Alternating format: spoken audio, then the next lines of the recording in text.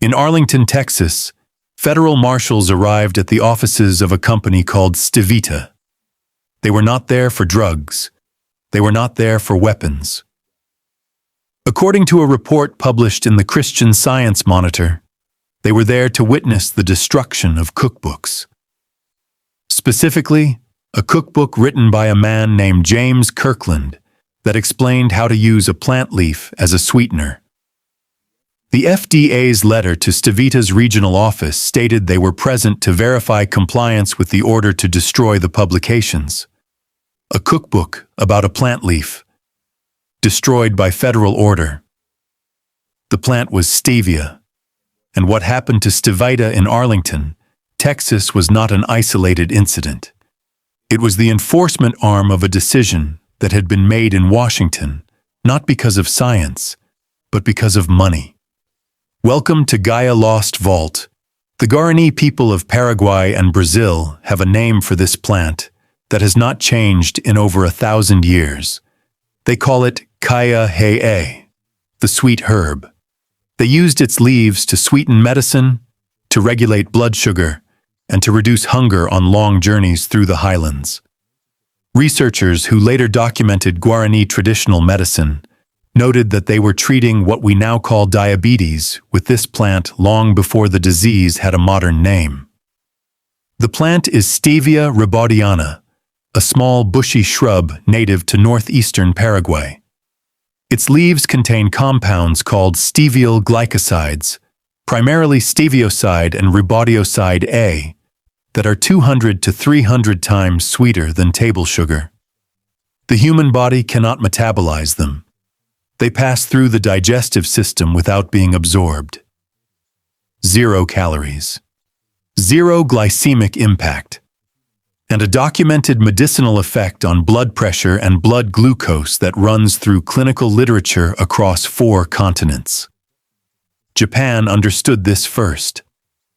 Beginning in the early 1970s, Japanese scientists conducted extensive safety testing on stevia and approved it for commercial use. By 1988, stevia had captured over 40% of the Japanese sweetener market. Japanese Coca-Cola used it. Japanese Pepsi used it. The Japanese medical establishment monitored it for 2 decades and found no adverse outcomes. 0 hospitalizations, 0 documented harm. 1,000 years of Guaraní use, 20 years of Japanese commercial use, and a safety record that was simply impossible to dispute. In 1991, the United States Food and Drug Administration banned stevia as a food additive. The FDA's stated reason was that toxicological information on stevia was inadequate to demonstrate its safety. What the FDA did not publicize was how the ban had started. Researchers who filed Freedom of Information Act requests to obtain the original complaint that triggered the 1991 action found that the FDA had redacted all identifying names. The complaint was anonymous. The ban that led to federal marshals destroying cookbooks in Arlington, Texas, had been triggered by a complaint whose author the FDA refused to identify. Arizona Congressman Jon Kyl reviewed what happened and made a public statement. He called the FDA's action against stevia a restraint of trade to benefit the artificial sweetener industry. At the time of the ban, the American artificial sweetener market was dominated by aspartame, sold under the brand name NutraSweet, owned by the pharmaceutical company G.D. Searle and later by Monsanto. James Kirkland, the author of the cookbook the FDA ordered destroyed, told the Christian Science Monitor directly, "The battle goes back to influence on the FDA from the artificial sweetener industry. The FDA denied the claim, but the pattern of their actions over the following 17 years made the denial increasingly difficult to accept. Health food stores across the United States that had been selling stevia supplements for years had their inventory confiscated. The Traditional Medicinals Herbal Tea Company, the American Herbal Products Association, and the Lipton Tea Company All attempted to present safety studies to the FDA supporting Stevia's approval.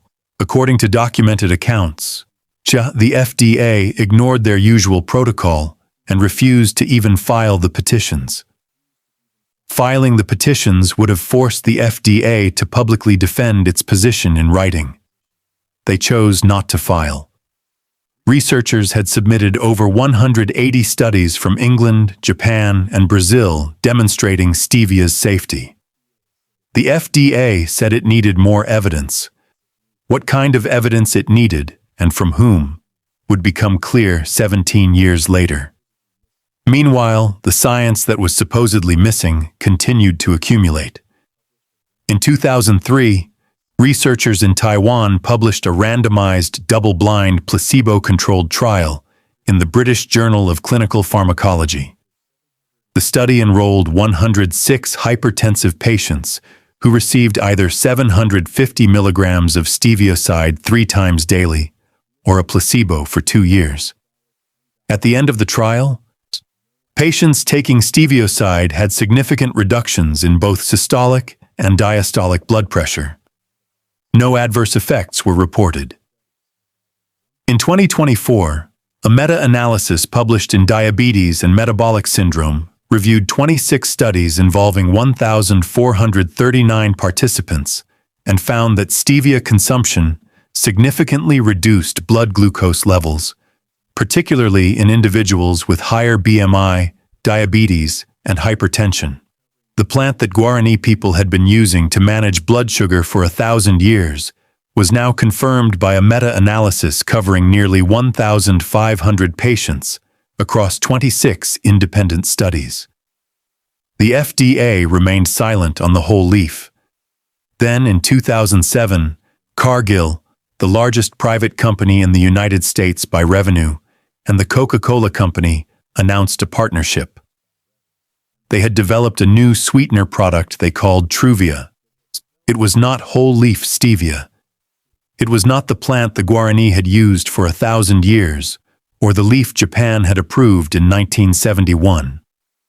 It was a highly refined, chemically isolated single compound from the stevia leaf called rebaudiana. The isolation process was proprietary. The formulation was patented. Cargill and Coca-Cola submitted a GRAS notification to the FDA. In December 2008, 17 years after the anonymous complaint that triggered the ban, the FDA responded without objection. Truvia was approved. PepsiCo immediately launched their own version called Truvia. By 2013, 47% of American households had a stevia-derived product in their home, nearly all of it either Truvia or Truvia. The whole leaf of Stevia rebaudiana still has no GRAS status in the United States. The FDA's 2012 website statement confirmed it explicitly. They had not permitted whole-leaf stevia or crude stevia extracts because they had not been approved as food additives. The plant the Guaraní used for 1,000 years, the plant Japan approved in 1971, the plant with 180 safety studies from 3 continents, cannot legally be used in American food. The compound that Cargill and Coca-Cola isolated, patented, and sold for profit can. James Kirkland's cookbook was destroyed by federal order. Cargill's Truvia sits on every grocery store shelf in the country. Here is what you can do right now. Stevia rebaudiana is legal to grow anywhere in the United States.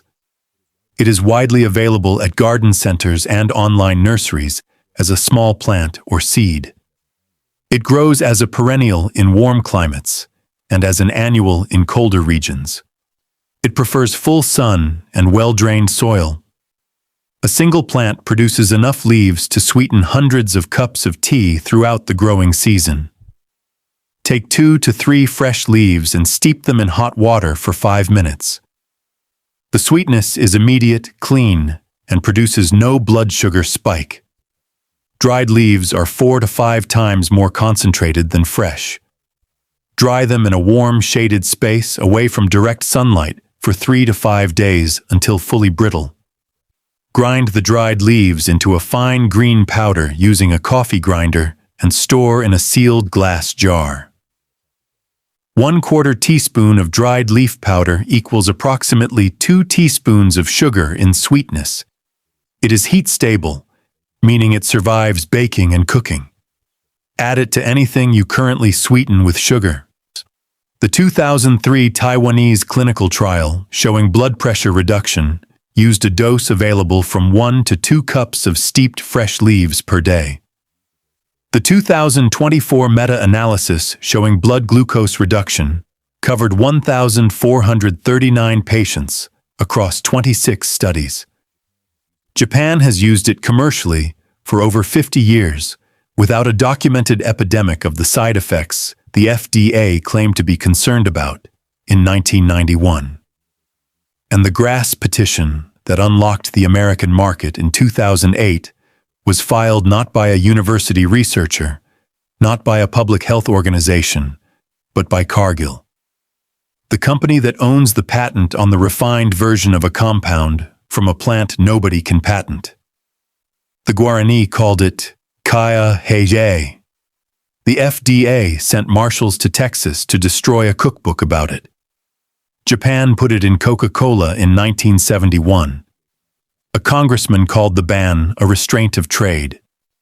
An anonymous complaint triggered it, and Cargill filed the petition that ended it.